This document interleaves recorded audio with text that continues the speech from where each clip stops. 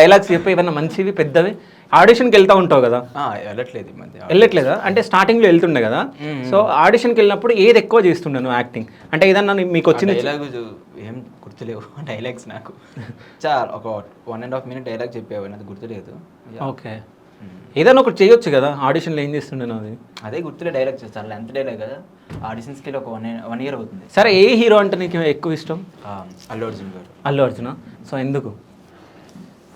ఎందుకంటే అతనికి ఒక జిమ్నాస్టిక్స్ డ్యాన్స్ తప్ప అంత స్టార్టింగ్లో ఏమీ ఉండేది కాదు, లుక్స్ ఏం రాదు, ఏమీ అనిపించేది కాదు. సో మనకి ఏం లేకపోయినా ఏది కావాలన్నా మనకి ఎక్కించుకోవచ్చు, మన బాడీలో కానీ మనలో కానీ, ఏదైనా సరే, యాక్టింగా, డ్యాన్స్ స్కిల్సా, ఏం రాకపోయినా అతను మొత్తం అతను డెవలప్ చేసుకున్నారు. సో మనము ఎప్పుడైనా మనకి ఏం రాదనుకున్నా సరే అలా ఏదైనా చేయొచ్చు మనం కూడా.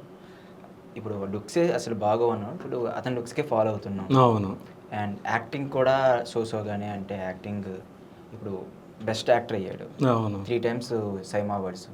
సో అనిపించింది, ఓకే మనలో హైట్ లేకపోయినా, నార్మల్ లేకపోయినా మనం కూడా ట్రై చేస్తే, కష్టపడితే హార్డ్, అతనంతా కష్టపడలేం, అది మాత్రం నిజమే.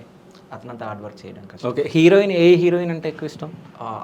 అంతా హీరోయిన్స్ మీద కాదు, ఒక ఆల్రౌండర్ అనిపిస్తే శామ్ అనిపిస్తారు. ఓకే, సమంత. ఓకే, సో పవన్కి ఇష్టమైన హీరో?